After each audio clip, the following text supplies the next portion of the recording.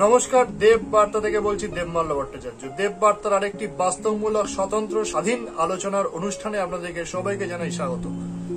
আমরা চেষ্টা করি সবসময় অন্যরকম বিষয় নিয়ে আপনাদের সামনে আনার, যেটা কোথাও আলোচিত হয় না বা মানুষ যে আলোচনা করার কথা ভাবেও না, সেই জিনিসগুলোকে নিয়ে কিন্তু আমরা বাস্তবিক বিষয় নিয়ে তুলে আনার চেষ্টা করি। আজকে আমরা এমনই একটা আপনাদের সামনে খুব গুরুত্বপূর্ণ এবং সুন্দর একটা বিষয় তুলে এনেছি, যেটা আপনাদের খুব ভালো লাগবে। আজকে আমরা যে বিষয়টা নিয়েছি যে সন্তানের জন্য সম্পত্তি নয়, সন্তানের জন্য সম্পত্তি গচ্ছিত না করে সন্তানকে একটা সম্পদ হিসেবে তৈরি করুন, কারণ শ্রেষ্ঠ নাগরিক, শ্রেষ্ঠ মানুষই হলো শ্রেষ্ঠ সম্পদ। বিষয়টা একটু ভেঙে আমরা যদি আলোচনা করি, তাহলে আজকে আমরা দেখতে পাই যে বর্তমান সমাজে বর্তমানে কি মানুষ কিন্তু একটা জিনিসের পেছনেই ছুটছে, সেটা কি? যে টাকা, সম্পত্তি। নিজে কি করে অগাধ সম্পত্তির মালিক হব, নিজে কি করে অগাধ গচ্ছিত সম্পত্তি রেখে যাব যাতে আমার পরের জন্ম ভালো করে খেতে পারে, এমন সম্পত্তি রেখে যাব সেটা মানুষের মাথা ভেঙে হোক, মানুষকে ঠকিয়ে হোক, মানুষকে মেরে ফেলে হোক। এরকম কিন্তু হচ্ছে যে সম্পত্তি আদায়ের একটা, সম্পত্তিটাকে গচ্ছিত করার একটা চেষ্টা। নিজের সন্তানের জন্য পিতামাতা সম্পত্তি সঞ্চয় করছেন, নিজেদের জন্য সম্পত্তি গচ্ছিত করছেন, কিন্তু মানুষ এই কথা একবারও ভাবে না। মানে আজকে পুরোটাই একটা টাকা পয়সার জন্য যেন মানুষ বেঁচে আছে। টাকা পয়সার নিঃশ্বাস যত পারবো সংগ্রহ করে যাও, যেন বুড়ো বয়সে গিয়ে নিঃশ্বাস যেন কম না হয়। তাই নিঃশ্বাসটাকে আজকে টাকা পয়সার থেকে বড় করে দেখা এবং নিঃশ্বাস বিশ্বাস ভেঙে মানুষকে ধ্বংস করে, মানুষের মতো শ্রেষ্ঠ জীব, শ্রেষ্ঠ সম্পদকে ধ্বংস করে মানুষ নিজেরা চলেছে যে মানুষকে মেরে মানুষের সম্পত্তি, নিজেদের সম্পত্তি, টাকা পয়সা, জড় বস্তুকে সঞ্চিত করতে, জীবকে মেরে জড়কে সঞ্চিত করতে। তো কিন্তু মানুষ এ কথা একবারও ভাবে না, বা পিতামাতা বা যারা বড়রা একবার এই কথাটা ভাবে না যে শ্রেষ্ঠ নাগরিক হচ্ছে শ্রেষ্ঠ সম্পদ। টাকা পয়সা আমরা কেউ কোনোদিন নিয়ে যাবো না, এটা সবাই জানি, তাও মানুষ টাকা পয়সার পেছনে দৌড়চ্ছে, সম্পত্তি জমানোর পেছনে দৌড়চ্ছে। কেউ নিজে কষ্ট করে সম্পত্তি অর্জন করছে, আবার কেউ মানুষকে মেরে, মানুষকে অত্যাচার করে, মানুষকে ঠকিয়ে, মানুষকে চাতুরি করে কিন্তু সম্পত্তি সঞ্চয় করার, সঞ্চিত করার একটা প্রক্রিয়া আজকে কিন্তু চলছে।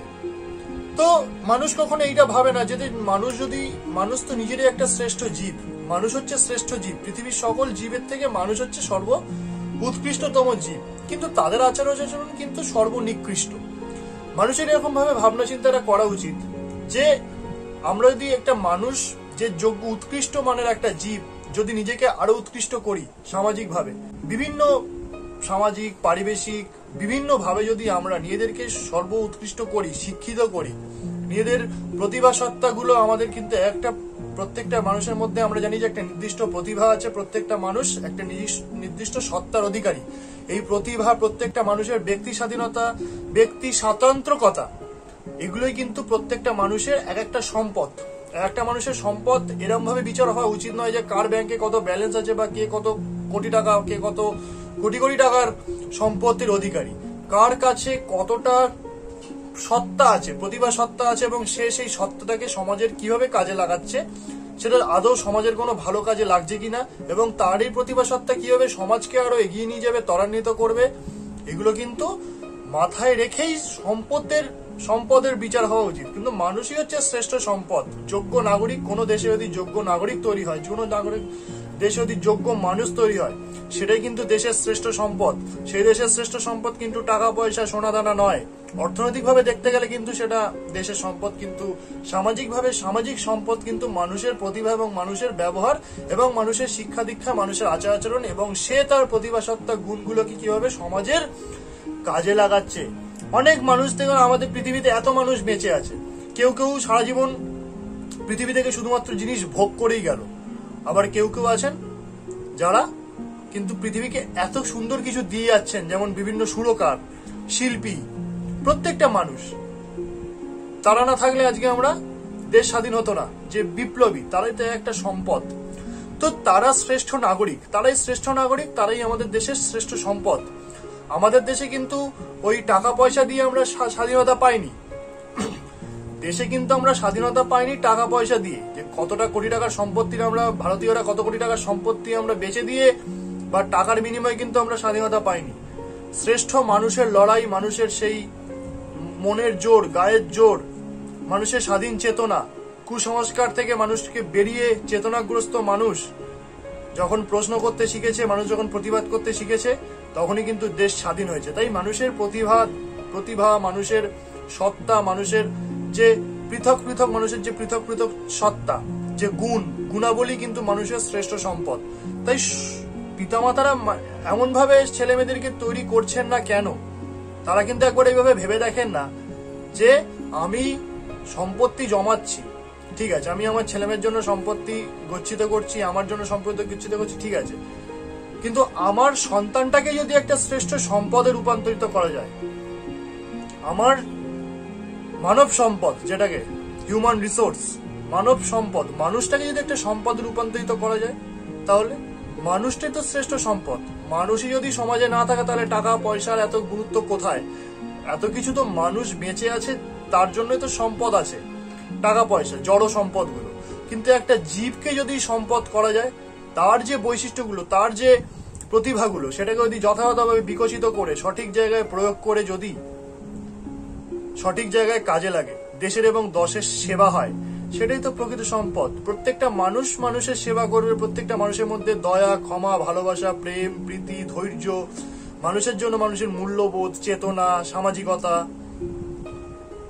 এগুলোই তো ভালোবাসা, শ্রদ্ধা, সম্মান, ভক্তি, বিশ্বাস, আশ্বাস, এগুলো আবেগ, এগুলোই তো মানুষের প্রকৃত সম্পদ। একটা মানুষের মধ্যে যদি হাজার হাজার কোটি কোটি টাকা থাকলো একটা মানুষের, কিন্তু মানুষের মধ্যে যদি মানুষের প্রতি শ্রদ্ধা, মানুষের প্রতি ভালোবাসা, মানুষের প্রতি সম্মান, মানুষের প্রতি বিশ্বাস, মানুষের প্রতি চেতনা, মূল্যবোধ, দয়া, ক্ষমা, প্রেম, প্রীতি ইত্যাদি যদি না থাকে, তাহলে সেই মানুষটার কি কোনো অস্তিত্ব আছে? সম্পদের বিচারে কি মানুষ? আজকে ধরুন আমার কাছে কোটি কোটি টাকা আছে, আপনার কাছে কোটি কোটি টাকা আছে, কিন্তু আপনার কাছে কোনো গুণ নেই, আপনি সামাজিক নন, আপনি মানুষের সাথে মিশতে পারেন না, আপনি মানুষের উপকারে লাগেন না, আপনি মানুষের কাজে লাগেন না, সমাজের একটা জীব, সমাজের একটা বোঝা হয়ে আপনি বেঁচে আছেন। সেই সমাজের বোঝা কি কখনো সম্পদের বিচারে মানুষের বিচার হতে পারে? একদমই না। তাহলে মানুষের যে গুণগুলো, মানুষের যে ইন্দ্রিয়ের যে কার্যকারিতাগুলো, মানুষের মধ্যে যে ভালোবাসা, প্রেম, প্রীতি, অপরকে শ্রদ্ধা করা, অপরের বিপদে ঝাঁপিয়ে পড়া, মানুষের মানসিকভাবে পাশে থাকা, অর্থনৈতিকভাবে পাশে থাকা, এটাই তো মানুষের শ্রেষ্ঠ সম্পদ। এক একটা মানুষ তো এভাবেই সম্পদ হয়ে উঠবে। তো সন্তানের পিতামাতারা সন্তানদেরকে আজকে 1000টা টিউশনি পড়িয়ে, 10টা কোচিং করিয়ে, 10টা জিনিস শিখিয়ে, নাচ, গান, আঁকা, ক্রিকেট সব একসাথে শিখিয়ে একবারে সন্তানকে মনে করছে যে একবারে আমি কোটি টাকা করাবো, যে ইংলিশ মিডিয়াম স্কুলে পড়াবো, পড়িয়ে ভাই বাইরে পাঠিয়ে দেবো, ছেলে কোটি টাকা ইনকাম করবে, অগাধ সম্পত্তির মালিক হবে। কিন্তু ছেলেটা সামাজিক হবে না, ওই টাকা পয়সার ইনকামের মধ্যেই ডুবে থাকবে, কিন্তু নিজেকে কখনো সম্পদ হিসেবে তৈরি করবে না। তো পিতামাতার তো প্রথম কর্তব্য সন্তানদেরকেই সম্পদ হিসেবে তৈরি করা। সন্তানের জন্য সম্পদ গচ্ছিত না করে সন্তানকেই সম্পদ হিসেবে তৈরি করুন। এটাই তো পিতামাতার লক্ষ্য হওয়া উচিত, যে আমার সন্তান যদি শ্রেষ্ঠ সম্পদ হয়, শ্রেষ্ঠ নাগরিক হয়, যোগ্য মানুষ হয়, সেটাই তো সম্পদ। শ্রেষ্ঠ এবং সুযোগ্য নাগরিক, শ্রেষ্ঠ সম্পদ, এটাই দেশের সম্পদ। হাজার হাজার টাকা আছে একটা দেশে, কিন্তু কোনো মানুষের মধ্যে কোনো ঐক্য নেই, ভালোবাসা নেই, ওই দেশের কোনো লাভ আছে? ওই দেশে কোনো মানুষের কোনো অস্তিত্ব থাকবে? একটা দেশের টাকা পয়সা নেই, খুব কম টাকা, স্বল্প পয়সা, কিন্তু মানুষের মধ্যে ঐক্য, মানুষের মধ্যে ভালোবাসা, মানুষের জন্য মানুষের কর্তব্য, মানুষের জন্য মানুষের চেতনা ইত্যাদি আছে, সেটাই তো শ্রেষ্ঠ সম্পদ। সেই দেশই তো আগে যাবে, সেই দেশই তো একটা সম্পদ হয়ে উঠবে। আর প্রত্যেকটা দেশের, প্রত্যেকটা রাষ্ট্রের, ভারতের প্রত্যেকটা ক্ষেত্রে, যে কোনো পাড়ায়, পরিবার, এক একটা মানুষই কিন্তু সেখানকার সম্পদ। আপনার পরিবারে হাজার হাজার কোটি কোটি টাকা আছে, কিন্তু আপনাদের মধ্যে কুটোকুটি, ভাই বোনে মারপিট, নিজেদের মধ্যে কোনো ঐক্য নেই, কারোর জন্য কোনো ভালোবাসা নেই। তো ওই টাকা থেকে কি কোনো লাভ হচ্ছে?